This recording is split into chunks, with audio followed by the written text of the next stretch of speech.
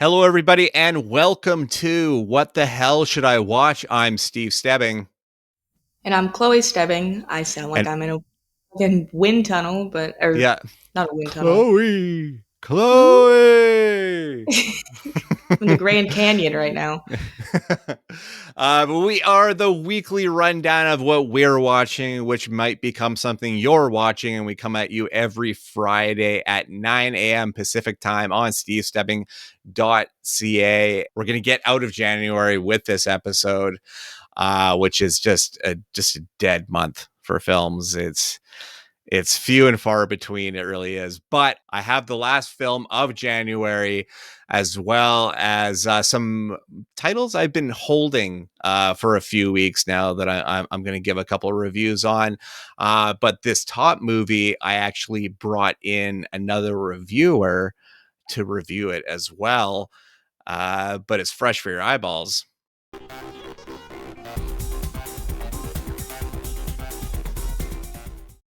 Yeah, this week, DreamWorks is trying something a little bit new, but they're adapting a book series that has a lot of volumes in it. This is Dogman. Dogman, half dog and half man. He is sworn to protect and serve as he doggedly pursues the feline supervillain Petey the Cat. Featuring the voices of Pete Davidson, Lil Ray Howery, Isla Fisher, Poppy Lou, Stephen Root, Billy Boyd, and Ricky Gervais. Written and directed by Peter Hastings, based on the books by Dave Pilkey. All right, so somebody very close to us has the initial review of this, so let's head to that now. Hello, everybody, and welcome Hanna to the show in their first appearance of, I'm sure, more to come later this year, because as we were watching our movie, there was like 3 trailers that we're like, yeah, we're going to come back and see this. So welcome to the show, Hanna. One of them may or may not have been Minecraft movie. Yeah, which is, when's that? April 4th? April, yeah. It looks okay. Yeah, it looks okay. But what movie did we go see? Dogman. And you're a big fan of the books. It's Yes. a big book series by Dave Pilkey. Yes. Do you know how many books there are? A lot, to say the least. How many books does this movie cover? The first one. Okay. And the first one and a couple of the next ones. Okay. And as far as a movie, do you think it has franchise potential? Do you think there's going to be more? And because it didn't cover the entire series. Right. And also it changed some things, like how Petey's dad arrives. Because originally he's in cat jail. Right. And they're going to visit him, and then he uses sleeping gas on Petey. Okay. And little Petey, and he makes Petey look like him. Right. And then okay. makes himself look like Petey. Okay, so it's a breakout thing. Yeah. But as far as the movie goes, it's well animated. It looks way different than anything I've ever seen before, and it looks exactly like the books. Yarg. Like really down to every texture of it. Like it's really well done. The voice casting is fantastic. Yes. I really like Lil Ray Howery as Chief. I really liked Ricky Gervais as Flippy. Yeah, you said it was perfect casting. Yeah, I honestly didn't expect Flippy to be British, but it was perfect. Nice. And Pete Davidson's really great as Petey. Yes. Like really good. And actually has some emotional weight to this movie. But I thought this was going to be a film just for Hanna purely, but I ended up laughing a whole lot. Especially the life's not fair thing. Life's not fair. Just made me laugh so much. So life's not fair. So a winning review. People should see this movie, right? Yeah, very much. All right, there we go. Hanna making their debut on the show for the first of many shows. because there's a lot coming down the pike that they're interested in, like Paddington in Peru and the Minecraft movie.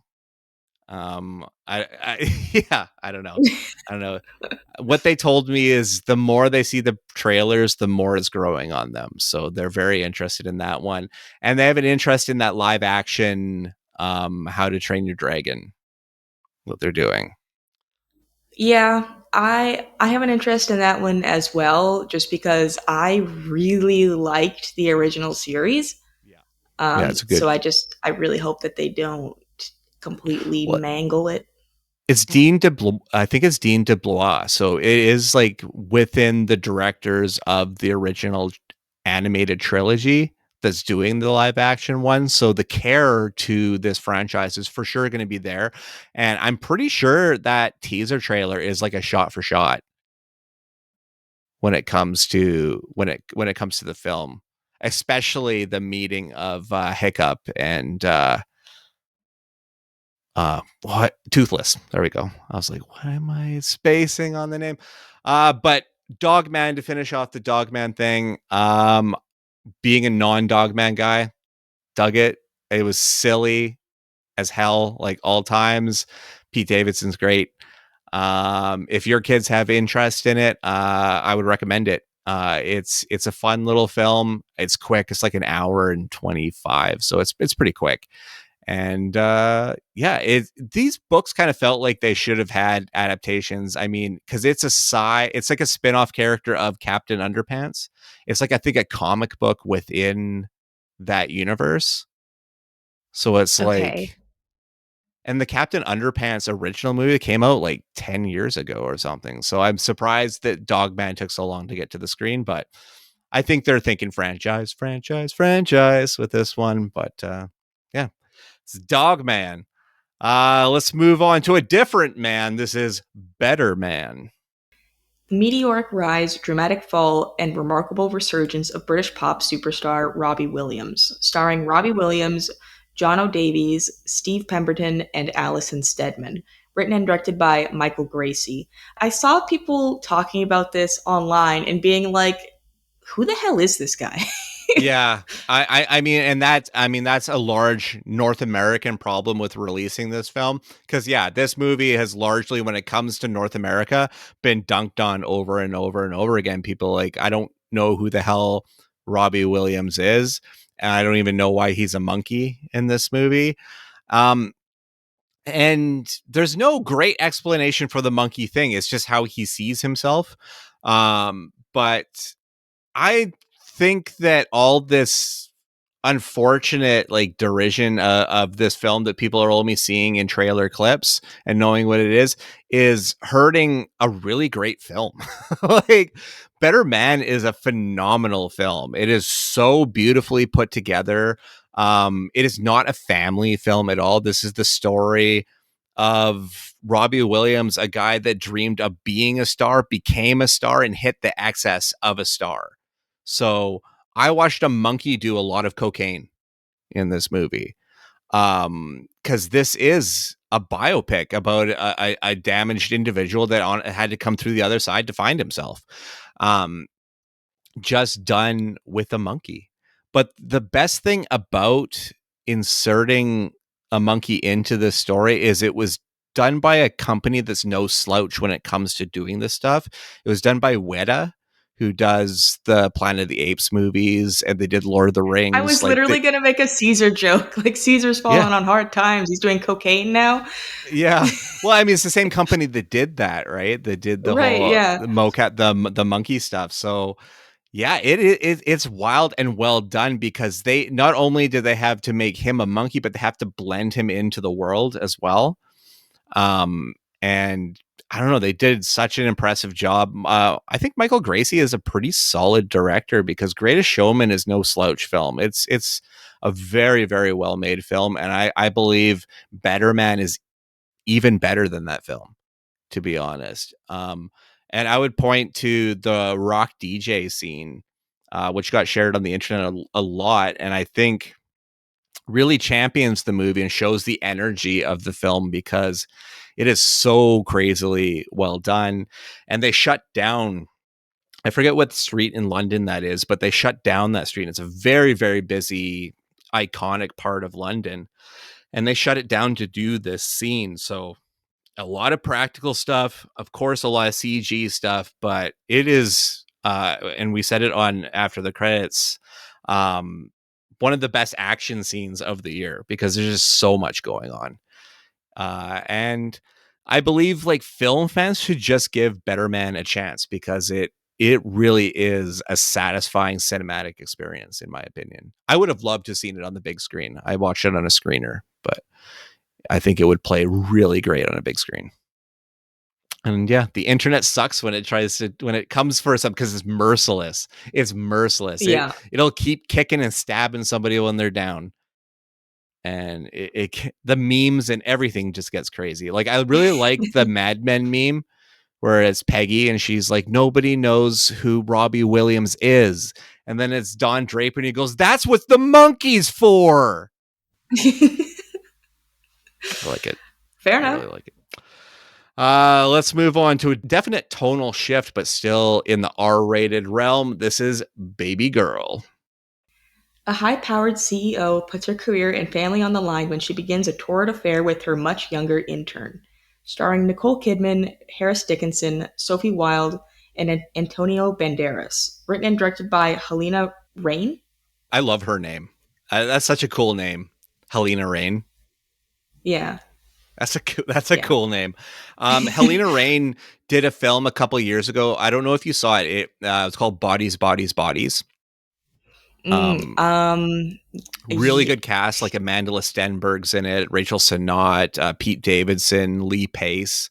It's like all these kids, all these people partying at a house during a power out, like a hurricane, like a storm and power outage. And they play this game called Bodies, Bodies, Bodies, and then stuff starts to go wrong. It's a solid flick. I really liked it. Apparently, because Helena Rain's done 3 films. I think the first film was called Instinct, and then Bodies, Bodies, Bodies, and now Baby Girl.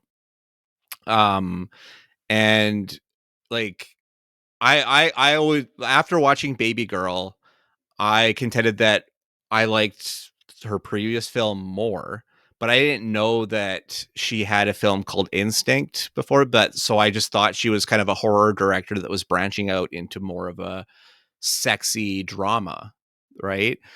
But it turns out Baby Girl is more in line with how Helena Rain writes her films, and Bodies, Bodies, Bodies is the outlier. But basically this is your sexy thriller. You have, and it's kind of like a displaced, it's a switch of gender narratives, because if you made this film in the 90s, it would be about a powerful CEO that's carrying on with a younger intern woman, right? But we flip that narrative when we put Nicole Kidman into the CEO position, a woman in power who enters a relationship with a very cocky intern played by Harris Dickinson, in order to be dominated by him in their sexual relationship.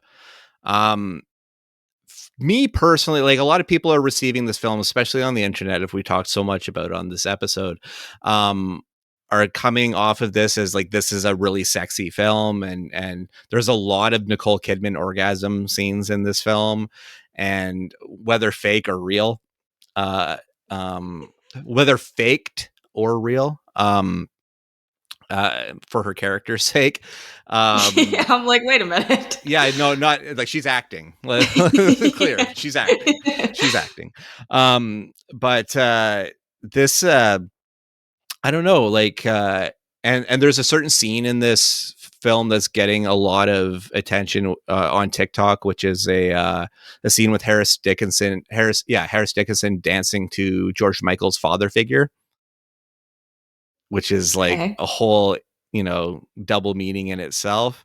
And I don't know, it got a lot of acclaim. I just thought it was just okay. Like, it's got really great performances from everybody, but it just didn't add up to enough. I do like that Sophia Wilde's getting more work. She's the lead in Talk to Me, which is a horror film that I really, really enjoyed. And her performance is the reason that movie is really great, especially the possessed moments. Like, she's unhinged in those parts. Like, it's some good shit. I think it was celebrated that year, but I think that film's still a tiny bit underrated. I think the first half is a lot stronger than the second half. But Baby Girl, I thought was just okay. I like seeing a woman in power type film, but they make that subversive. So I don't think it maybe it's kind of a film that would get lost in the shuffle in that kind of rated R sex drama type thing. All right, let's move on to what you can stream at home.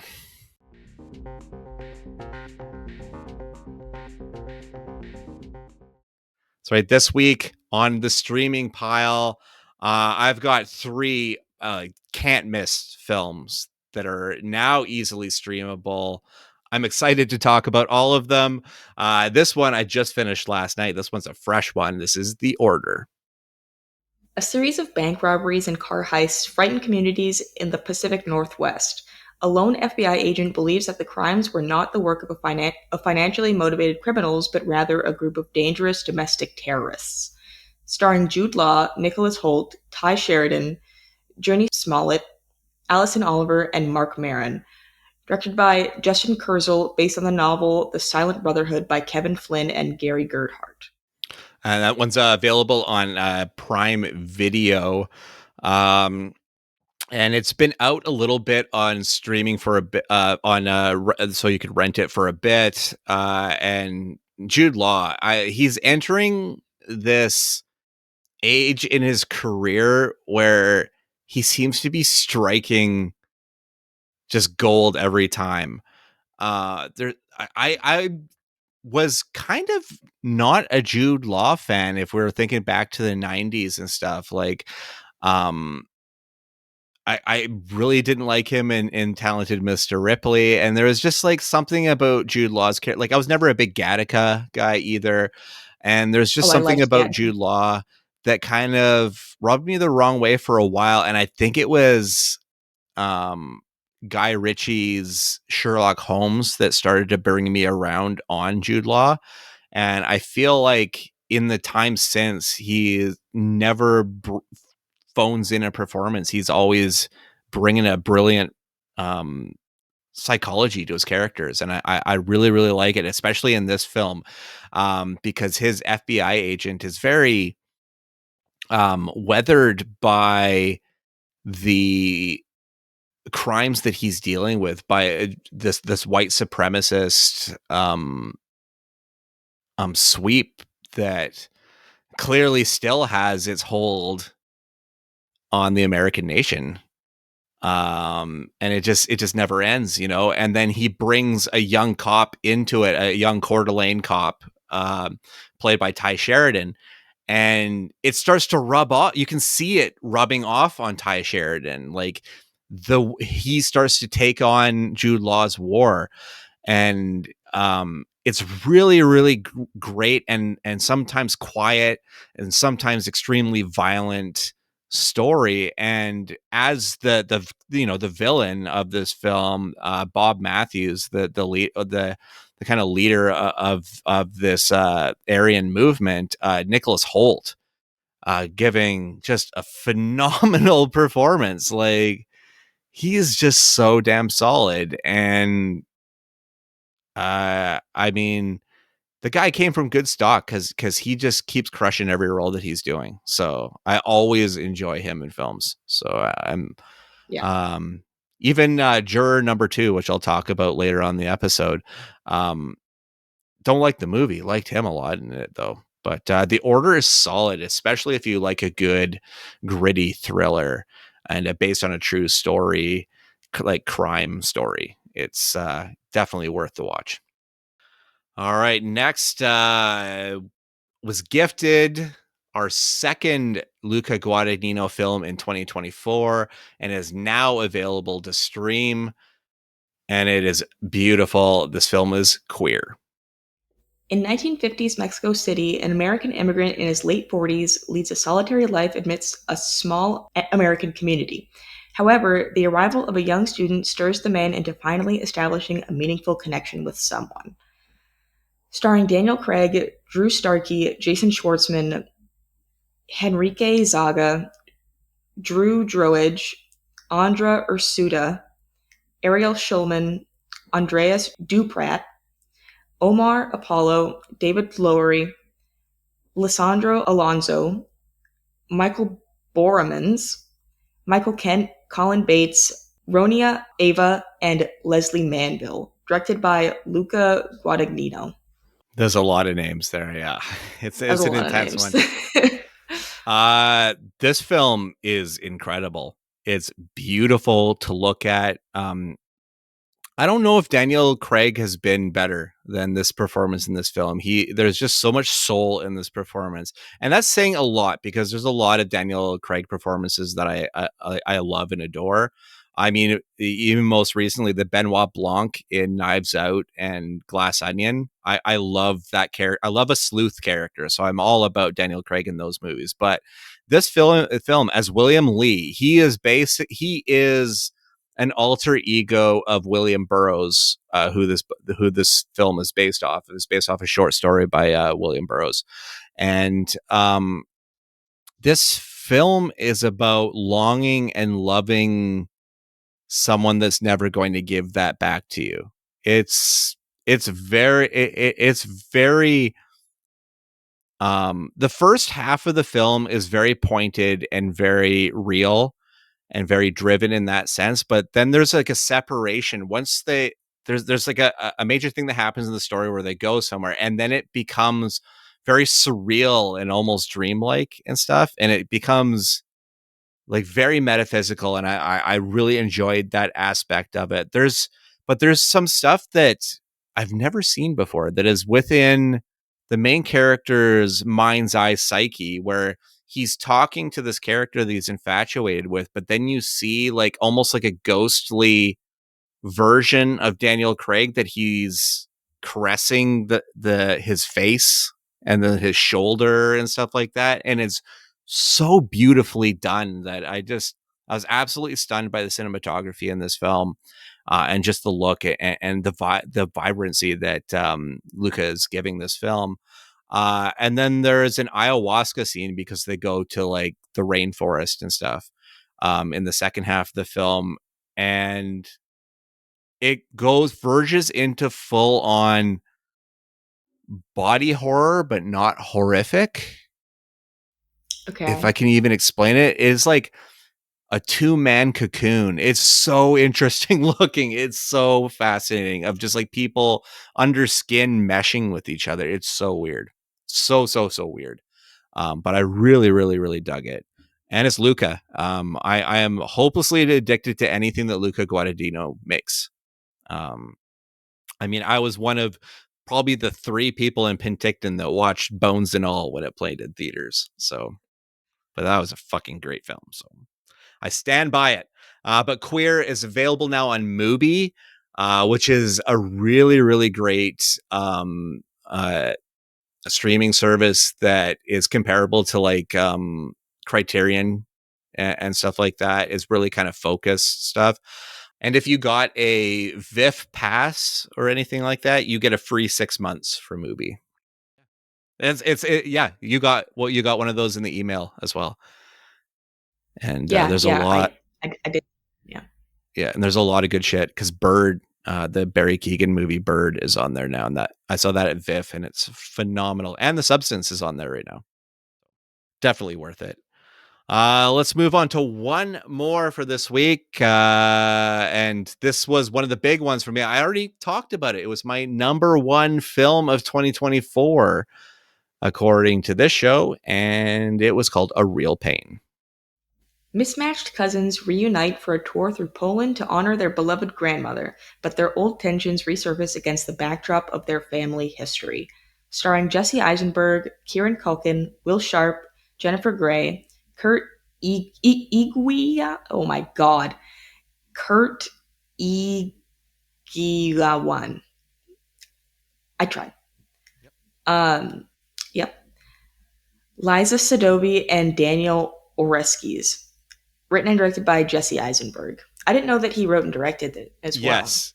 Yeah, and he's had this movie gestating in him for a while. Because the press junket of this movie has been some of my favorite stuff, because there's just been Jesse Eisenberg and Kieran Culkin just talking about this movie, and it's been really, really, really great. But stories that have been coming out of it, especially the creative process stories, are what have been interesting me. And Jesse Eisenberg, when he was young, this was in the 90s, he was writing his own stuff, and he showed it to Bob Odenkirk, and he was trying to write comedy at the time. Bob Odenkirk's like, man, just write you, man. Trying to do this kind of stuff is going to kill you. Just write you. Just write what comes to you.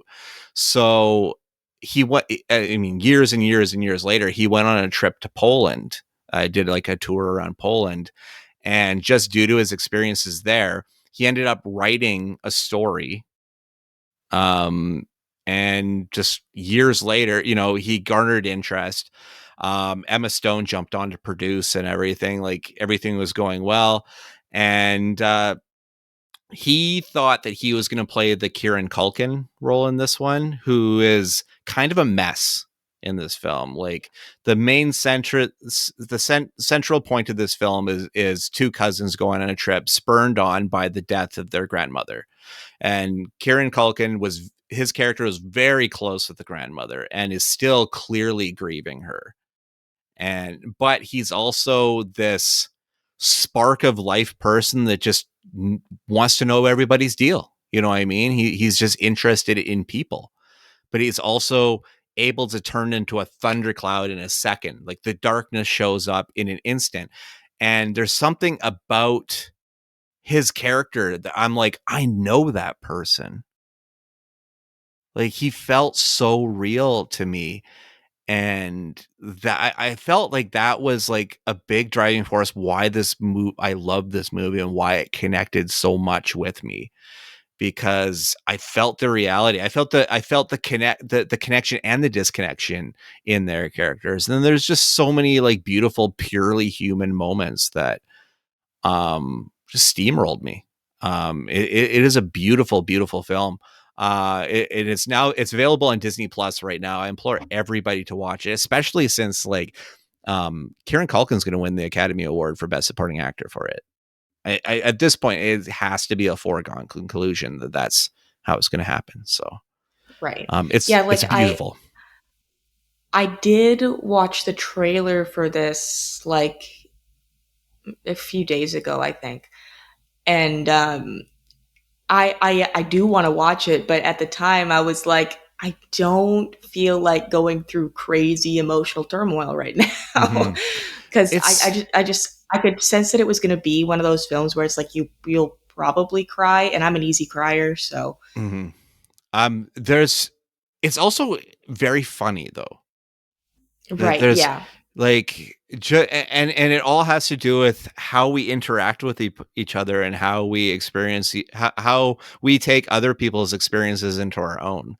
And I think that's very interesting about it. And yeah, because when I did so many top 10s or top 5s in the end of December, besides our show, that I tried to maybe I got to switch things up here and there. And so it wasn't my consistent number one film, but it was always in the top 3, at least. Like, it is one of those films. So highly, highly recommended. And it's been on, it's been on Disney Plus for, I think, about 3 weeks now. So definitely worth checking out.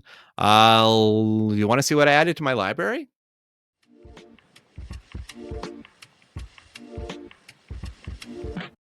Ha! Trick question. You don't have a choice. You're a hostage. All right. Let's start off with a couple of they were literally gambles that I took because either the cast looked interesting to me or the subject matter did, or both. And the first one was this film, Little Boxes, is available on Blu-ray.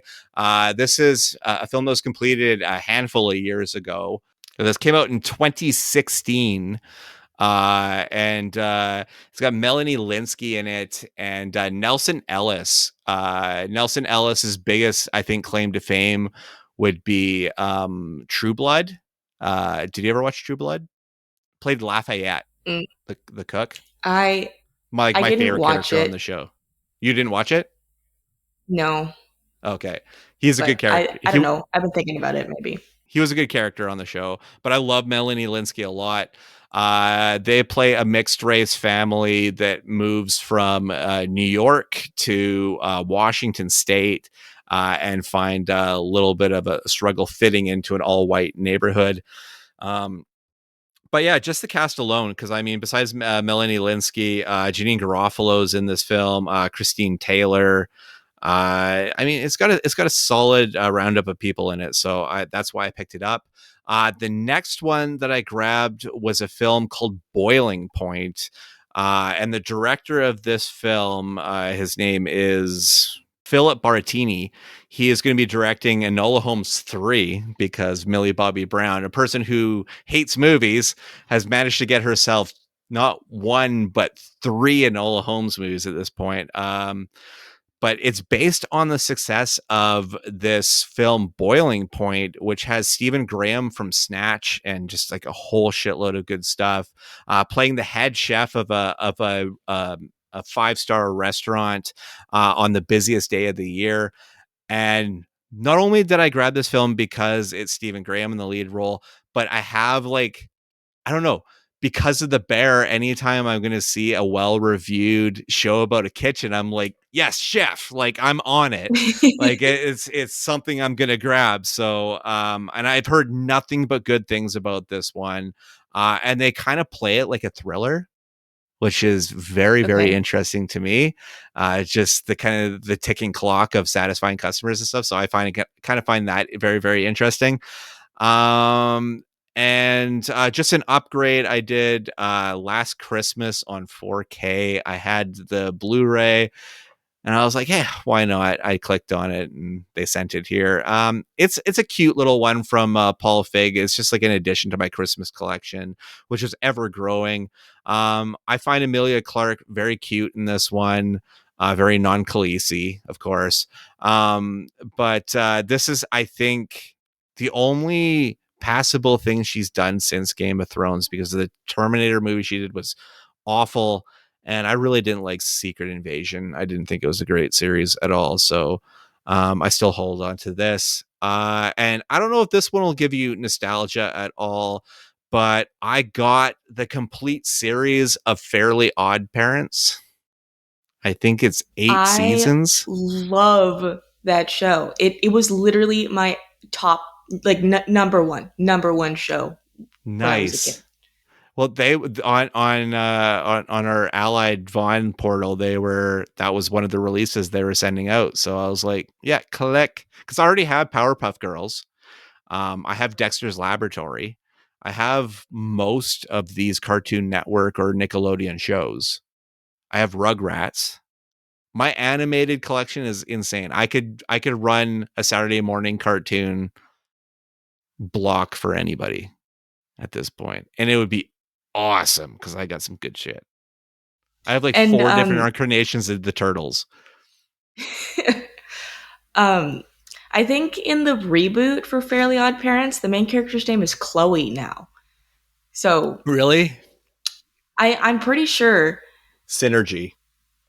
Yeah, Chloe Synergy. yeah, very very satisfying for me. Yeah, it was a real full circle moment as a fan for me. Thank you very much.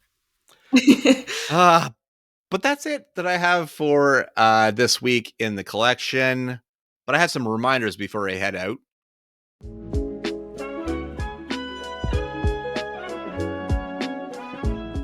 Well, Chloe, I know you're really excited that you can finally watch this in the comfort of your own home, but now on 4K. Wicked is out to enjoy, and it even has the sing-along edition for you to sing along with when you're feeling popular or you feel like defying gravity.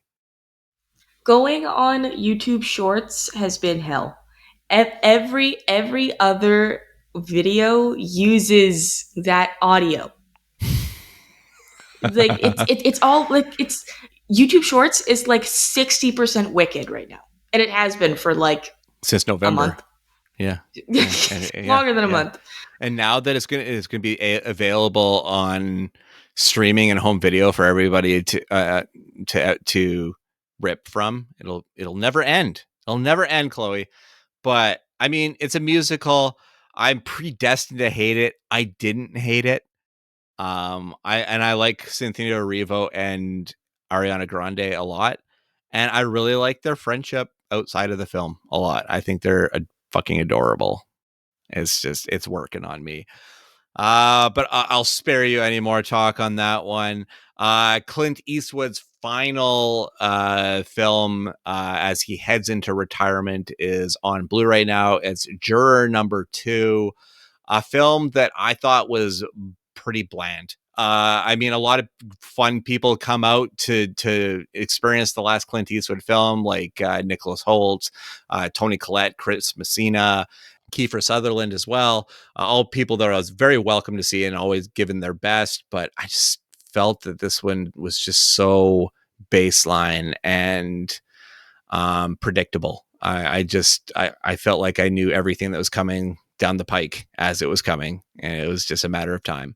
So I was bummed about that one. I'm going to hand off a review right now, but I'll just tell you that VHS Beyond is now on Blu-ray from RLJ Entertainment. I haven't seen it, but Chloe has. Yeah, because I did review it when it first released on the show, and looking back, I think I was a little harsher on it than I should have been. Because in reality, there was only like one, maybe two segments that weren't super interesting or super good.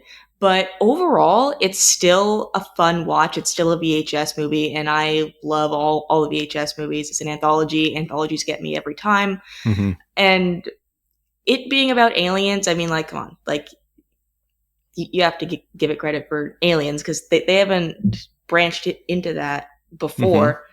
Mm-hmm.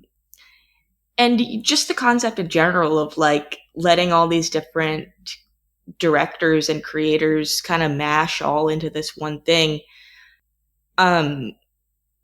Yeah, I really like it, and I do recommend people to watch it if they're into that sort of thing. It's definitely nothing that's like, oh my god, it was like the best anything. It wasn't even like one of the best VHS movies, but still good, still really enjoyable, and still some really cool effects and cool scenes, cool segments.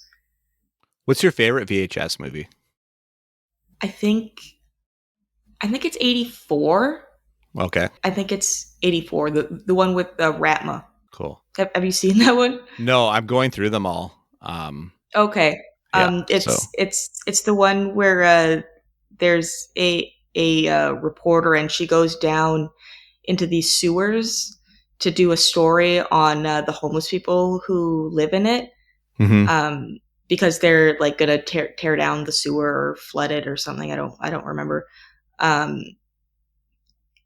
she's just doing it so that she can like get a good story. Like, she doesn't actually care about the homeless people or anything. And so she goes down there with her cameraman and finds this cult that worships this deity, I guess, that they call Ratma. And it's like a weird, gross rat human monster hybrid thing. And it's good. It's great. That sounds awesome. I say hail Ratma like all the time.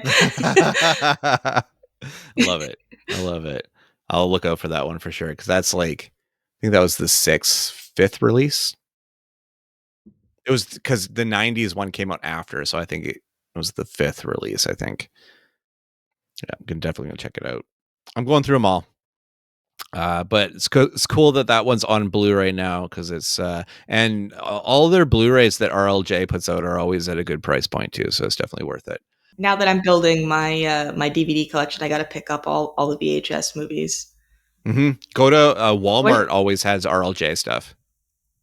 definitely I wish I worth it. could get them on VHS. That'd be really cool. But Yeah, that'd they be don't make wicked. those anymore. There's like actually an artist that does VHS releases, and Mondo I think does from time to time. Yeah, yeah, they're on like Instagram and stuff. So yeah, I've seen them before. All right, so that brings us to pretty much the end of this episode. But what are we going to talk about next week?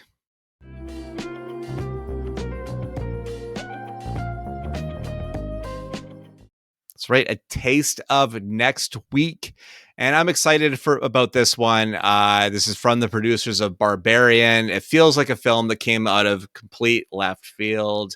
It's got Jack Quaid and Sophie Thatcher in it. It is called Companion. All I know is Jack Quaid's a tech bro, and Sophie Thatcher's the girlfriend, I guess, and they go on a vacation, I think. I'm trying to keep as far away from any knowledge of this film as possible. I think that would be for the best. What's the genre? It's a horror film. Horror? It's a horror film. Well, then it's on my list then. Yeah, exactly. So I came out last week, so I'm getting to it on second week, but very excited to check that out. There is a possibility that by next episode, I will have seen Heart Eyes and Love Hurts, one or both. So we'll see. So there's a potential that those movies are coming next episode. But until then, you can find me on Twitter, Instagram, Letterboxd, Threads, and Blue Sky at The Stevel Dead. You can find me on Letterboxd at HoneyBunChloe. And you can find all of these episodes on stevestebbing.ca or look up the YouTube page. Just look up Steve Stebbing or The Stevel Dead. You can also find us on shiftheads.ca, and you can hear me every Friday at 8 p.m. Eastern Time on Shane Hewitt and the Night Shift on Toronto's News Talk 1010, found on the iHeartRadio network. And, well, we've emptied out our list for this week, so we got to fill it up again. So until then, bye-bye.